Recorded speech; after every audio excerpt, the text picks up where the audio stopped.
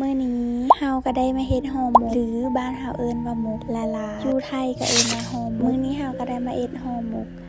ทุกคนได้เบิ่งห่อหมกของเฮาในมื้อนี้เฮาก็ได้เอาเป็นไก่ปลากาหัวปีน้อยนึงหรือบ้านเฮาเอิ้นว่าปีกล้วยตัดภาพมาตอนนี้เฮาก็ได้เอาหัวซีเคอร์กับหัวหอมมาหั่นมันเป็นชิ้นน้อยๆจะได้ตำสบายหัวซีเคอร์นี้ก็เป็นหัวซีเคอร์ที่เฮาปลูกเองเด้ออยู่นี่มีกล้วยแล้วก็หัวซีเคอร์ที่เฮาปลูกได้พอไก่หั่นเฮาก็ปลูกมีเป็นปลูกแล้วมันก็มีขึ้นมื้อนี้เฮาก็ได้ตั้งมกตั้งเจอเอ็ดห่อหมกเพราะว่าเฮากับเจ้านายเฮาค่อนข้างมากินอันนี้คือเดียวหอบนี้ก็เป็นหอบที่2ที่3แล้วที่เฮามาเฮ็ดตัดภาพมาตอนนี้เฮาก็ได้เอาอันนี้ลงมาตำแล้วเฮาก็ได้ตำข้าวเบื่อเสื้อผอมตอนตำข้าวเบื่อนี่เฮาไม่ได้ถ่ายเด้อเพราะว่าลืมถ่ายมื้อนี้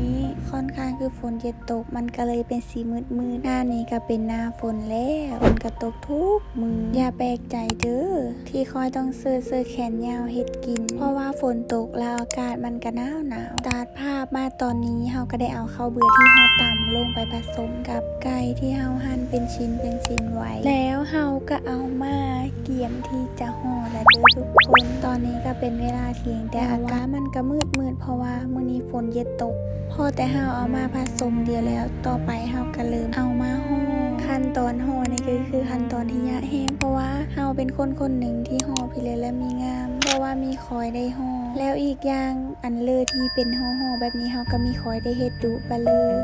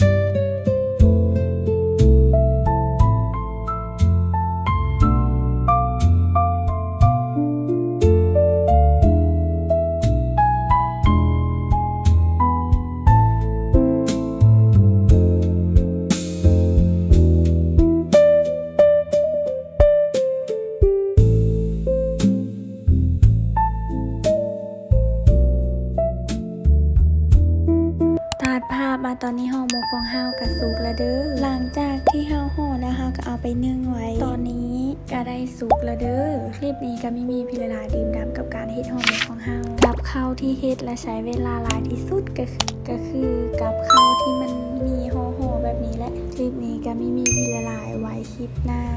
เฮาสิมาถ่ายให้ทุกคนได้เบิ่งอีกเด้อ